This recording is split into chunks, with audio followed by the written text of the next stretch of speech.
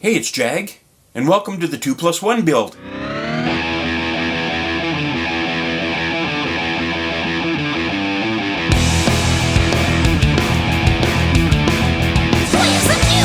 Yeah.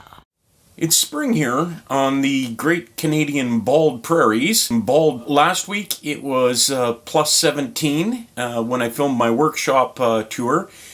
This week we're back down to -9, so temperatures are bouncing around, pretty typical for spring out here in Western Canada. Bald, the good thing is the temperatures bouncing up and down hasn't stopped allergy season from starting. I'm bald, and I am in full swing of allergies. So you might notice I have a little bit of marshmallow voice, and I'll probably sneeze once or twice here, so apologize if one of those squeaks through. I'm not going to be doing any building today. This is an introduction to the 2+1 build, so I'm going to go over the parts that I have on hand for these builds, detail what I'm going to build. Originally I was going to call this build the Triple Jagster challenge. Well, it turns out as I was going through everything this week, getting all my parts and things together, I have 3 chassis for Jagsters, and I knew I had a set, I had some sets of transformers.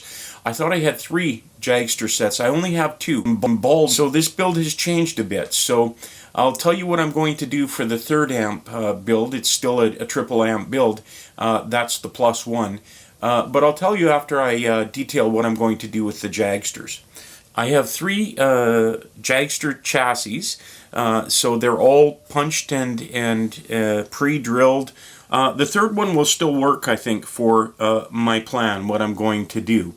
But we'll talk about the 2 Jagsters first. So here's the chassis. It's drilled for power transformer, choke, output transformer, all the holes for mounting the circuit card, the tubes, etc. Front panel is drilled for indicator lamp, power and standby switch, and of course the tone and volume controls.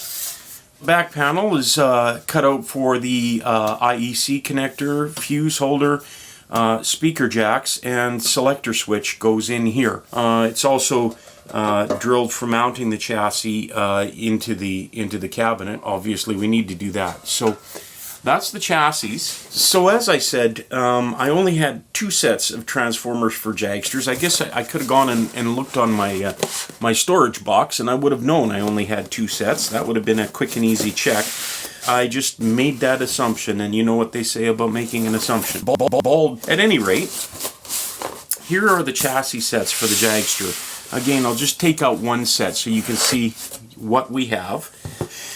These are Mercury Magnetics transformers. I've had them kicking around here in the shop for quite a while. I haven't built a Jagster in over 10 years. I was really into their transformers, and especially their Tone Clone series. I could use transformers from other manufacturers. These are just the ones I went with. The power transformer is a Tone Clone FBF VLP, a good heavy-duty transformer with all the windings I need for the Jagster. I don't remember the specs offhand right now. When we get to wiring them, I'll mention the specs. Mercury Magnetics Axiom SE3K. This again is an overspec transformer, and it allows me to run the Jagsters with a 6V6, 6L6, EL34, KT88, KT66 without changing any of the topology of the amp. There are 2 primary windings here, and generally what I do, depending on which tube I put in, I will change which primary transformer winding that I use. But generally I spec this for 6V6. I'm not really going to get into the theory of transformer impedance matching and all of that right now. We'll discuss that a little bit when I get to the point again of installing the transformers. I use a choke in this power supply to smooth the ripple. This is another Mercury Magnetics choke. It's a Tone Clone JT45C 7 Henry. Basically a choke you would use in a JTM45 style Marshall amp. This is not really a clone of anything. It leans in the power section toward a Fender style power amp, and the preamp section is tailored more as a a Marshall style preamp, but it's not really tipping its hat to either one. I'll talk about the topology of the Jagsters a little later in this video. For now, we're going to move on to the circuit card materials. A lot of amps of the golden era used this sort of circuit stock, and that's what I use. I like eyelets or turrets. I don't really have one preference over the other. Eyelets themselves are a little bigger holes, so I can get more components in an eyelet. So I kind of prefer an eyelet over a turret board, but both are great. I already have 3 circuit cards cut, so that's going to save me some time later. I'll be laying out the actual layout of the circuit on these cards, then drilling the holes. And how you make an eyelet board is you have eyelets and you have a staking tool. You drill your hole wherever the eyelet's going to go in the card, and then you put the eyelet in the hole, and then you chuck this eyelet staking tool into your drill press. You can see there's a little point here. It's almost like a transfer punch. You put the eyelet in through the circuit card, and then from the bottom you take your staking tool on your drill press and you just push it into the eyelet on this other side, very similar to doing a rivet. You can also use a hammer if you don't have a drill press, and you can tap the eyelet in. Don't go overboard crushing it in there. You'll make a much larger hole in your circuit card and the eyelet will fall out. You also don't want the eyelet loose and spinning, so you just want to put a decent amount of pressure just to crush that little flange over, and the eyelet tool, the way it's made, rounds over the flange on the bottom. So like I say, I haven't built any Jagsters for over 10 years, so these were sitting in a box, and went through that just to make sure I knew what I had. I've got enough electrolytic capacitors and things for the power supply up in my bins. I haven't had time yet to check through and see if I've got all the right values of resistors, tone caps, and that kind of thing. I'll do that over the next week or so. And I've got lots of octal tube sockets and porcelain, so really good, better than the standard phenolic tube sockets. I like the porcelain ones better. If you have a problem with a tube shorting or whatever, it's not as likely to get a carbon arc between the pins. I have a ton of 12AX7 tube sockets and shields. They are porcelain as well. The shield mount, the shield, and I really like those. They look nice too. And tons and tons and tons and tons and tons. All the pots I could need again for this build. Looks like I may have to order some IEC connectors. I have 2 IEC connectors and 2 fuse holders, 2 pilot lamps, selector switches, toggle switches, a few knobs, and 1 pilot light amp jewel. So definitely going to have to make up a list of parts to order. I do have a bunch of other parts in my bins and some up in some of my cabinets, so I'm saying right now that I'm going to need to order parts, but I may find that I have everything I need here as well. I do have some strap handles. In this order, I found a dog bone handle, which is really cool. You need a faceplate. Every amp needs a faceplate. The Jagsters are done, as many amps are, with Lexan decals. A friend of mine owns a sign making shop, and I had him make me some Mollerup Ampworks stickers / badges that I put on the amps. I'm redesigning my logo right now. I like this one, but I have an idea for one that will be similar to this. Anyway, those are my my stickers / amp badges. Looks like I got about 15 or 16 of those. Right now I have 1 Jagster faceplate, again Lexan decal, and 1 rear plate. And okay, camera stopped there, had to restart that. I believe it stopped right when I was talking about the faceplates. I only have 1 set of Jagster faceplate decals, and that's fine because I am working on a new technique, a better technique for doing my faceplates. There's nothing wrong with the Lexan decals. I just think I have more options with the new technique I'm going to do for faceplates. I will probably get a video out of that during this, so I'm not going to detail too much. You'll see that down the road. And I will be doing those faceplates in-house here. So as I say, I still need to go through my parts bins and my various cubby holes and stash spots and make sure I know what parts I have on hand and what I'm going to need to order. That will happen over the next week or so. Of course, I'm doing the GGBO 22, the Great Guitar Build-Off, so I'm building a guitar for that. So this amp build series and my Great Guitar Build-Off series will be interspersed over the next 6 months or however long it takes if they take less time to build. But for the next while anyway, you'll see some of the Jagster build videos and then some of the Great Guitar Build-Off videos. I had originally intended to do the GGBO builds, just do one video a month on that. But I'm getting into it now and getting really excited about it. So there's no definite plan. It'll just be a GGBO video when I have one of those ready to go, and a Jagster video when I have one of those ready to go.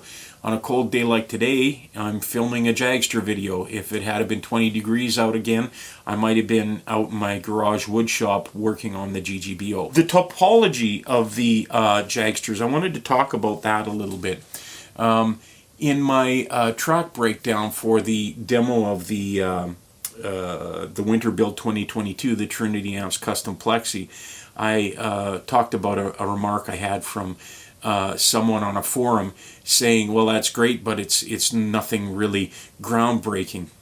I kind of chuckled at that a little bit because I was building a custom Plexi. You know, it was an amp that was based on a 50-year-old design, so you're not going to do anything groundbreaking on something like that. I'm an old school guy. I like those classic rock tones. I love the sounds of the, particularly the blackface era Fenders, the Marshalls and High Watts from the late 60s, early 70s. Those are the tones I like. That's where I live. That's what I grew up listening to and playing, and those are the tones I go for. So you're not likely ever to see me do anything groundbreaking on this channel. I've said before, I build amps kind of the way I cook, which is I know what spices I like, I know what foods I like, I know what combinations of things I like, and that's how I cook, and that's how I put amps together. I'm not really trying to design anything new or anything that somebody hasn't seen before. I'm doing my take on those old school classic amp designs, a lot like Mojave or Cornford or any other amps out there, which are based on those original designs. I think somebody a generation or so behind me might be more interested in building their version of a boogie triaxis, or something with lots of MIDI switching and built-in digital control and whatnot. It's just not where I come from. So my amps always are simple, single channel or two channel. They kind of are one trick ponies. They do the one job they do, and they're optimized to do that. Two channels is nice. I have another plan for a build I'm going to do. Maybe it'll be my winter build next year. That will be a two-channel amp with switching. But that will just be relay switching, so it'll be still a very basic build. I don't build complex, I don't build complicated. I really believe in having an amp that does a sound, or if you're doing pedal platform or working with pedals, an amp that lets you use your pedals to get all the other tones you want. So that's where I'm coming from. I've said before that the power amp is very much tips its hat to Fender. This is a single-ended amp. It can run 6V6, 6L6, EL34, KT88, KT66 tubes, but it is a single-ended, single-output tube amp. So anywhere from 6 to about 8 or 9 watt output. If you wanted to compare it to anything, it's similar in some ways to the power amp section of a Champ. Obviously, I'm using much more robust transformers, a lot more iron. I'm using a choke. I'm beefing up the filtering, so it's not very Champ-like, but there are similarities in the design to a Champ. The preamp section in this is uses two 12AX7 tubes. We don't have a need for a phase inverter because it's a single-ended amp. So basically, the first 12AX7 is permanent parallel triode. So both triodes are wired in parallel as the first input stage. Then it goes through the tone stack, and the next tube stage is a single triode, and 12AX7 is a recovery stage. And then after that, I have an extra gain stage. So that's the basic topology of this amp. It's basically a sort of a Marshall-ish style preamp going into a low wattage Champish style power amp. Again, beefed up, more robust, some twists and things. When I started building the Jagsters, I built the first Jagster in 2006. And the first one I still have, number one. Number two, I built and gave to Warren Haynes of Government Mule and the Allman Brothers. Number three went to a good friend of mine in Calgary. Number four was built into a curly birch combo cabinet. Really, really nice figuring on that amp. So I'll show some pictures so you can see what the Jagsters look like when they're done. When I started building the Jagsters, I was not a woodworker in any way. I still don't really classify myself as a woodworker, although I have an interest in it and have done a lot of woodworking since I started building the Jagsters. At the time I built the Jagsters, though, I had no skills for cabinetry or building. I had a good friend by the name of Andy O'Kell, who is an amazing furniture builder. I've lost touch with him over the years. I haven't probably been in touch with him for about 10 years, but I had him build me some extra cabinets before he was moving away, and I still have 3 of those. So I said the Jagsters, I'm going to build a combo and a head version. So the combo will go in this maple cabinet. It's all finished. You can see some of the detail here. Let's see if I can get that in the camera enough. So that's the top of it. There's a few scratches on there. You've seen this one behind me in all my videos. It's been up on the shelf behind me, but there's the cabinet without the speaker baffle in it. Top, bottom, side, all natural wood. Finished cabinet. It really looks nice. It's basically a furniture quality cabinet. That one is being built and is going to go to Salem, our vocalist, rhythm guitarist, songwriter, and leader of One Soul Thrust. As I say, these are a low wattage amp, so this is more of going to be used for recording. That's what I designed this for, was to be a low wattage recording amp. And they work really well for quiet rehearsals as well, or just personal practice. So that one will be going to Salem. I have the baffle and the frame for that combo as well. You've also seen this over behind me. The baffle is backwards, but there's the baffle and the frame for the grill cloth. The back panels and things for these cabinets are still up behind me. I won't show those right now. The other amp will be in a head version. So there you have that nice Baltic birch, well-constructed cabinets. Like I say, my friend Andy O'Kell built these cabinets for me quite a few years ago. I like the look of the Baltic birch, just plain. I had intended to cover these cabinets.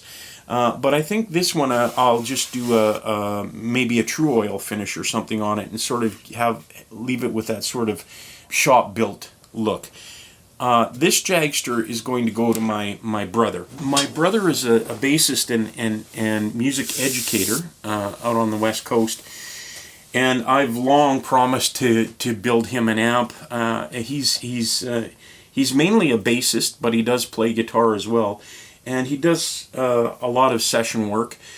So this Jagster is going to be built a little. All of these amps are going to be different from each other. Obviously, the plus one is going to be completely different. It won't really be a Jagster at all. But these two Jagsters, the one I'm building for Salem is pretty much the design I originally did. This second Jagster, it's going to be a Jagster, but I'm going to put a couple of features in it that aren't in most of the Jagsters. I'm going to put a resistive load in it. I looked into building a reactive load, and I just don't have the time to sort of design and get what I want out of one. And a resistive load, especially for clean sounds, which is more what my brother will be doing with it. He may even use this for bass. A resistive load will work really well for that. So I'm going to build in a resistive load and a DI line out, so you don't have to connect it to a speaker. And you can line out into a studio desk or a computer, and you can choose IRs to tailor the tone there. So this is really, as I said, the Jagster was designed to be a low wattage recording amp, and this is just taking it to that next step. That's my plan for that one. I'm also going to probably tailor it a little bit more so it's more tailored toward the clean side of the sound spectrum, and I'll probably tweak the tone stack so it's bass and guitar friendly.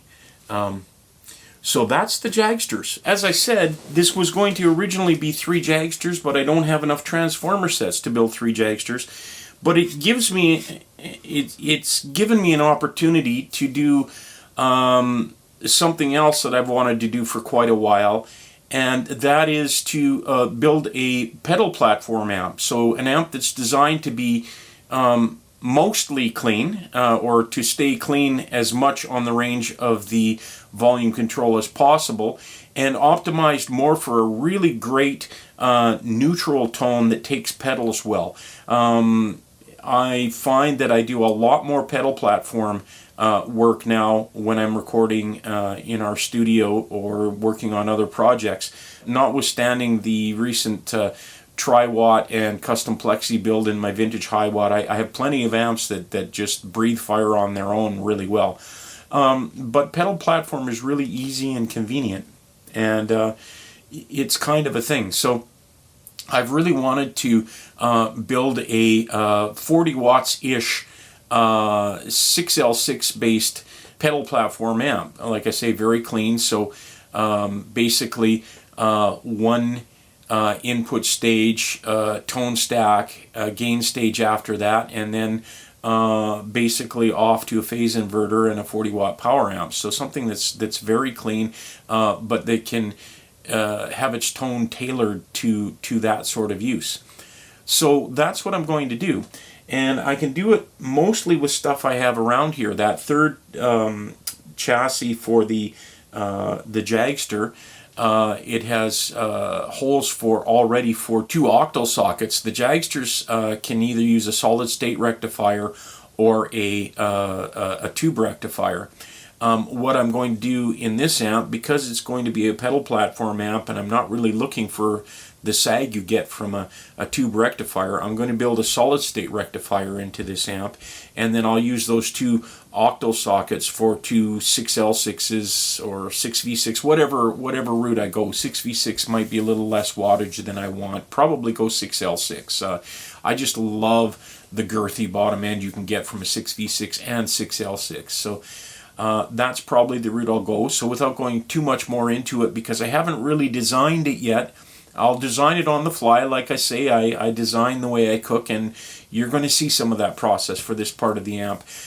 This is the 2+1 build series, and it's either going to run for a longer time than my previous build series has, or if I get the Jagsters done, we might call that part of it done, and then I'll focus on the single build. We'll see how that goes. Some of this will definitely start off as a 3 amp build. So getting off to that start, I'll go a little bit backwards from what I did in detailing the Jagsters. So again, I said I had 3 cabinets. Here's the third one, another head cabinet, multiply Baltic birch, voidless, really nice. You can see it again here. And as I said in the when I was detailing the Jagsters, The one I sent to my brother, I'm just going to clean up the cabinet and do a true oil finish. This one, I haven't Tolexed the cabinet in quite a while, so this one I'm going to do Tolex on. Up above my bins, I have a shelf where I have Tolex and speaker grill cloth and whatnot, and up there I have some red Tolex, some purple Tolex, and I think some black Tolex. I'm going to try and do a 2 or 3 tone Tolex finish on this amp head. I haven't sort of sorted out the complete design yet. So as I said, when I was going through this stuff this past week to get everything together for the triple Jagster build, and I found I only had 2 sets of transformers for Jagsters. Initially, I was a little bit disappointed or bummed out about that, but pretty much right away, I realized I had a bunch of other transformers, things I've collected over the years. I don't even know where I got this, but I have this Weber W404 248 output transformer. I don't remember buying this. I don't know why I bought it, but I had it sitting there and I thought, okay, it's clearly an output transformer, and I didn't have a spec sheet for it or anything. I didn't even know it was a Weber. I had to look it up online by the part number of the transformer. But it is a Weber 404 248. So I looked up the specs on it. I don't even know if they make this anymore. I guess they do, because I looked it up and it was on their website. Multi-tap output transformer, general purpose use, 4K primary, 248 ohm secondary, and smaller sizes, similar to the W022848 Weber transformer. And I was able to find the specs on there. It's a 4K primary. On their site, they say you can use this with 2 6V6s for about an 18 watt output, or 2 6L6s, EL34s, KT88s. You can use it for about a 40 watt output with that. Again, I don't get a lot into the theory here. I just know what will work. If you do the appropriate things, you can make this transformer work for 6V6 or 6L6. We'll detail that when we get to that point, because this is the output transformer I'm going to use. So once I found the specs on this transformer, I knew right there I can build a 40 watt amp, I can do my pedal platform. So once I had the output transformer sorted, I needed to figure out what I was going to do with a power transformer. And I thought, when I was building the custom Plexi, I made that wiring mistake. You'll see that if you watch those videos. The one video, I think is part 6, it's called Smoke, where I wired the power transformer wrong. I caught that problem pretty much right away, and it was up in the air whether there was any real damage to that transformer or not. And I said at the time that maybe I would use it down the road. And I was thinking along this line, that I want to build a 40 watt pedal platform amp. I'll have to check the specs on that transformer, whether it's got the right voltages and whatnot. So this may drive the choice of output power. I'm probably going to use this power transformer from the Trinity build. I think it's okay. I'll put it on a breadboard and do some voltage measurements and things. There's no direct shorts that I can measure in it. Here it is. It's a good hefty, robust transformer. If you look here, there's that little spot that I call the burn spot. Really, it's a toasted spot. And I don't even actually think there's damage in there. It looks like what it did was it got warm enough to actually melt the lacquer that was on the tape covering the outside. So I really do think that this transformer is good. So this is probably the transformer I will use for the power. I found another really massive power transformer. I have no idea why I have this, why I got it, how much I paid for it. I'm pretty good at keeping my records of my orders. I've had this for at least 10 or 12 years, so I'm going to see if I can find out when I ordered it and what it is. It is clearly a power transformer, and by its size, I think it's going to be just great for a 40 wattish amp. Oh, here we go. Looks like a Weber part number. So I'll look that up and find out. Maybe I was thinking about building a pedal platform amp 10 years ago and ordered the parts. Like I say, I have no memory at all of ordering either one of these. I want to build a very solid power supply. I don't want a lot of ripple. I want to be able to get that real real tightness and quick response that you get from a good solid power supply. So I'll probably be ordering a choke for this one. I'm going to have a little section in this video right now that I'm calling "Where the hell did that come from?" As I said, I don't at all remember ordering that power transformer or that output transformer. I must have been thinking along this line when I ordered them. But as I was going through my stuff, I found a couple of other things transformer related that I have no idea how I got them.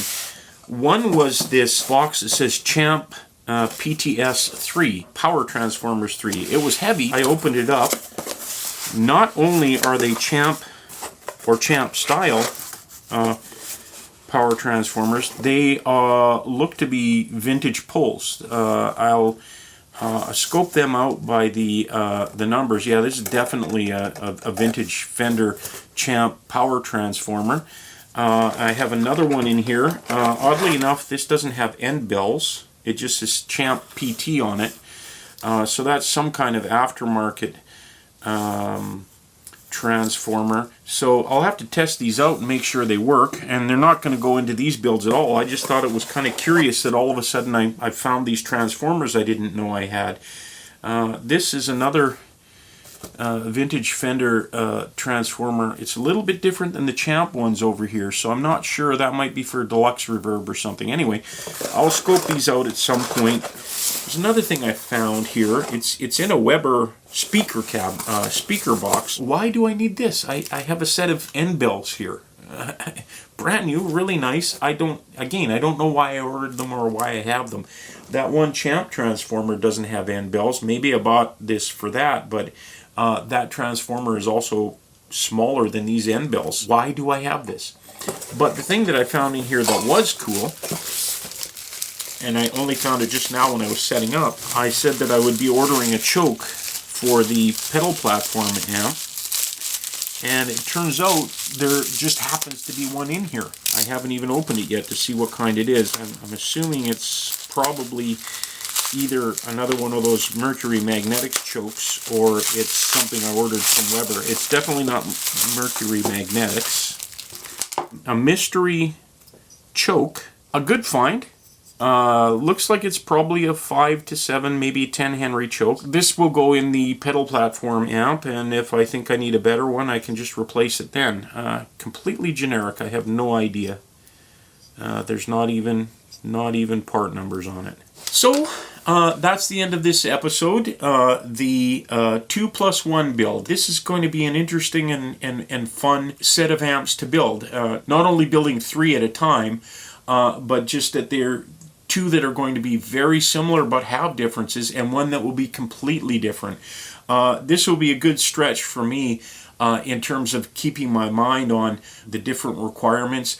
The pedal platform amp will be a 2-output tube push-pull power amplifier. The Jagsters are single-ended. The Jagster preamps are Marshall style. The push-pull amp is going to be basically a gain stage, tone stack, tone recovery, and then right into the phase inverter. So it's going to be a very clean amp. It may not break up at all, and that's not what I want on a pedal platform. So completely different design of an amp there, and it will be interspersed with the great guitar build-off videos as well. So I'm sort of thinking the next 6 months is going to be great guitar build-off and the 2+1 builds. So if you're in it for the long haul, please click like and subscribe. Click the bell so you don't miss when I release a video. I hope you enjoyed this. If you have any questions or comments, please leave them below. I read and answer all questions and comments. The links to my band, One Soul Thrust, as always, are below. Check us out. Consider supporting us on Patreon if you like what you hear there. We have something interesting coming up there down the road a ways. I'll mention it here when we are ready to announce it, but some stuff happening for One Soul Thrust as well. So thanks for watching. Until the next video, we'll see you.